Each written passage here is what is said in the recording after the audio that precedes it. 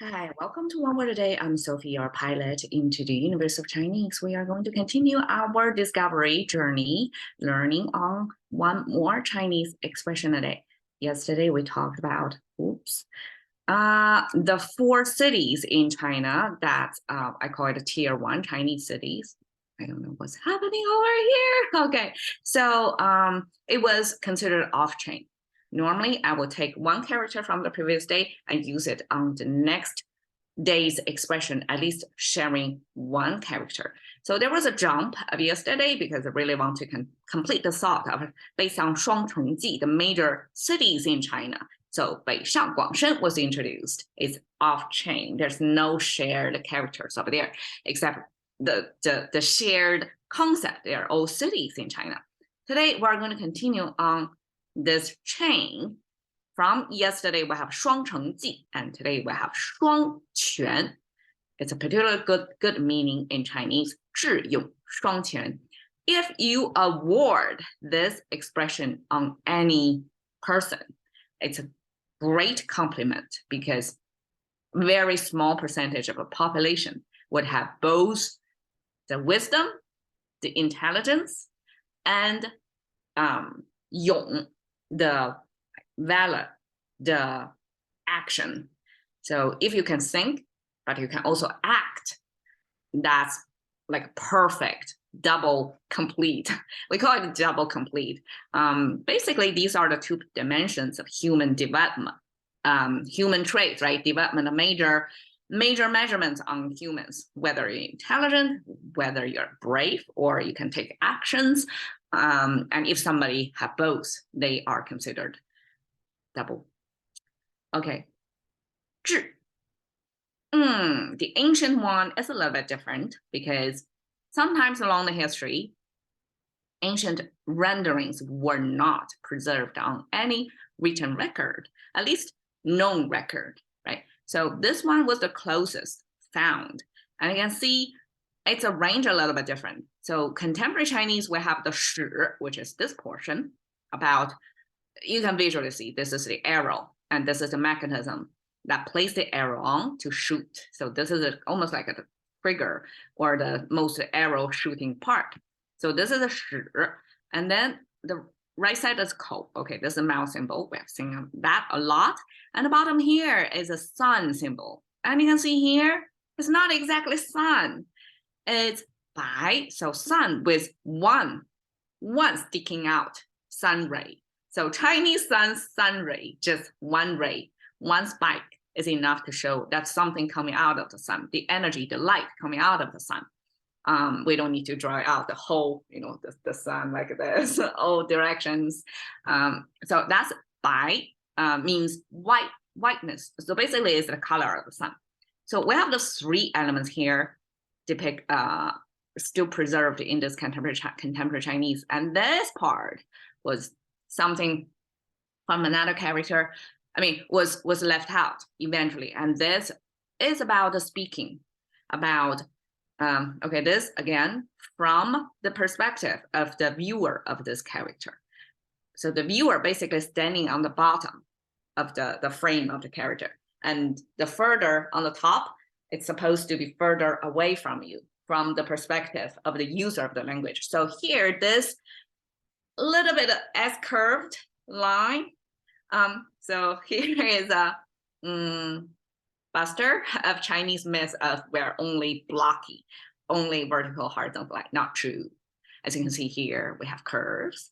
We have curves. So Chinese have curves. Okay.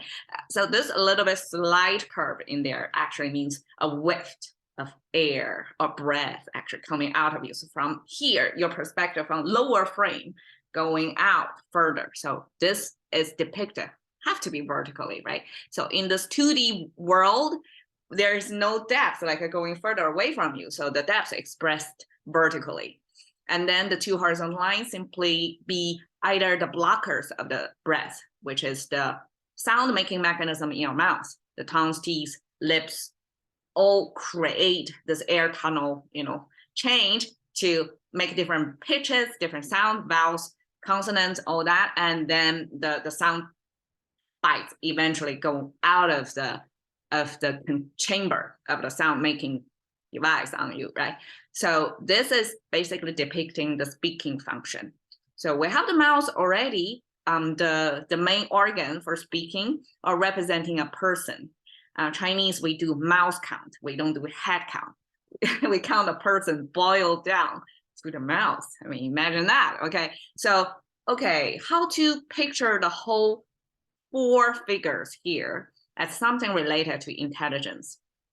Okay, one way to explain it is the arrow here means speed. It represents speed, super fast, getting something quickly. I guess one measurement of intelligence is how fast you get it. Okay, fast thinkers, fast getters, fast learners, basically, they are considered intelligent. And another way that I interpret, okay, so besides the arrow, speed of the arrow, another dimension of the arrow is you're supposed to be pretty shoot on target, like bullseye. Even if the result was not shown here, we just show the arrow going out of the bow, the mechanism. There's no result, but the supposed result is you have to be on target. You have to be not only quick, but correct. You have to be able to tell something right or wrong, or facts or misinformation. You have to tell. You have to be discerning, basically.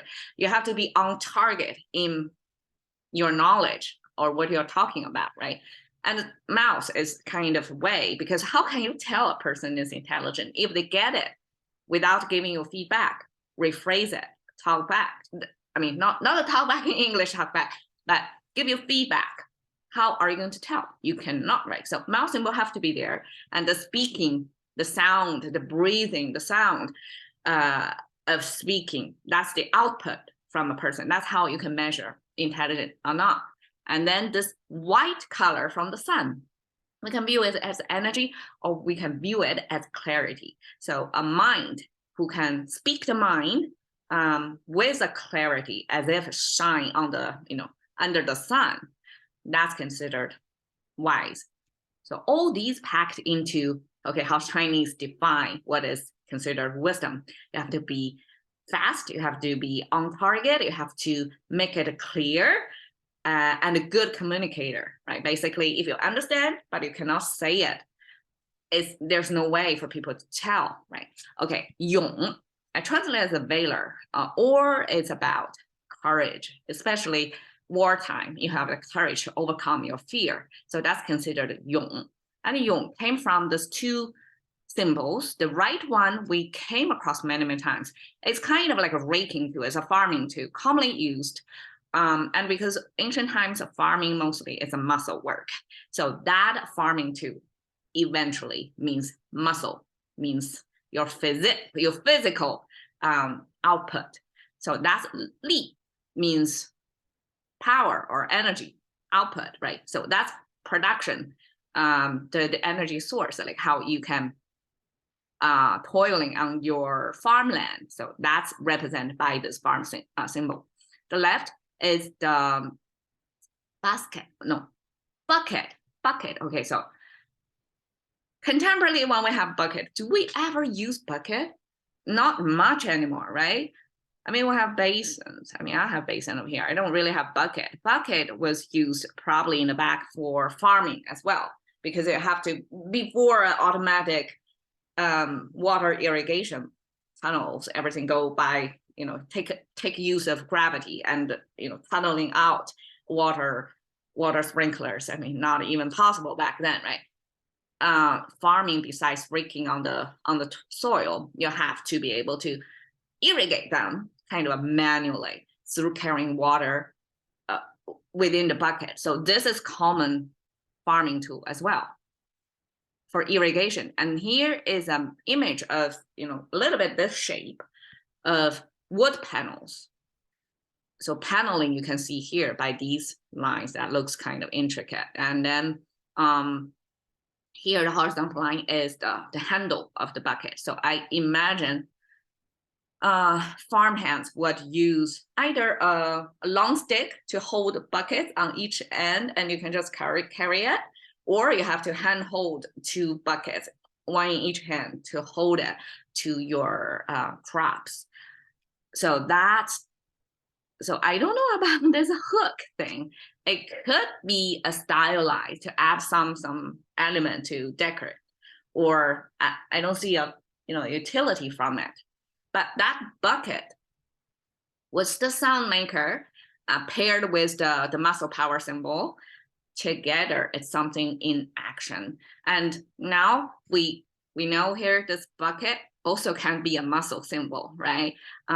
Because it has to pair with this raking tool as one of the two major commonly used farm tools back then. And the farm tools are the major. Okay, let's don't go to the farm tool direction too much, because now you're eventually mostly using wartime if you can overcome your fear, right? And I guess that hook looking thing is a little bit implication of a wartime muscle power. So if you can show your muscle not only on the farm field, but on the battlefield, that's considered 勇, valor. Okay, 双, double hand symbol, that means twice. Most likely, well, I bust my own theory before because I say two hands because you have two hands, so that's double. But in English, we have two hands, right? So double, actually, you see both right hands. So you don't have two right hands. So it got to be you and somebody else, and you are reaching toward the same direction. You are forming a teamwork, collaboration. And so that 双 doesn't mean exact duplicate. Exactly in the sense of both are right hand, that's exact, but it does not come from the same person. So there is a cross-person collaboration reaching out to the same goal, and that makes them double strong. So that's double. 全 came from this jade trade that have 3 jade discs. I mean, we use 3 to mean many. It doesn't necessarily mean 3 specific. Okay, and then on a string, covered on one end with the edge, it's covered because we don't want it to be seen. We want to hide our wealth. Trade was then a wealth status symbol or something, right? Or regarded as a type of currency. And then the bottom is also kind of a bow tied to the end. I mean, it's cute, right? It's almost looking like contemporary depiction of bows, of gifting. So this is covered, bold, tied together neatly unit of trade, jade. So back then, I guess jade as a major currency or wealth storage was formulated or done in a packaged in a certain way. So they got to be in the amount that's certified so that it can hold a certain value, kind of standardized. You have to do it, everybody do it the same way. So they hold the same value. And that's considered complete. That if you have a cover of the jade and also have a bow tie, that means it's completely done, well packaged. So that's eventually from the jade trade era used as complete of anything. Like you have both the top and the end. You have both ends covered, and that's a completion.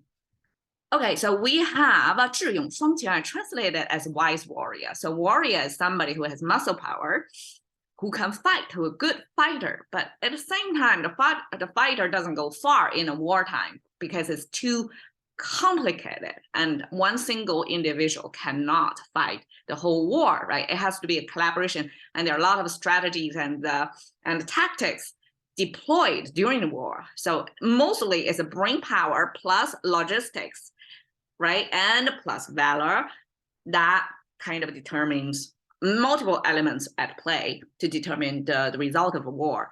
And so when I was looking for 智勇双全, what in Chinese media is used, what kind of content or person or figure that we can use to personify this 智勇双全, who was described as 智勇双全 in Chinese, and also somebody who apparently Western language users can relate to, can use that as a reference. So it turned out Henry V is the guy, the man, crowned not only as that, but as a Chinese language users, as 智勇双全 figure because he is both wise but also brave to lead victories of British against, I guess England against the French, the war at that time. So he is like invincible at that time. So that's 智勇双全. Cashing into the currency of thinking by one word a day with Sophie. See you another day.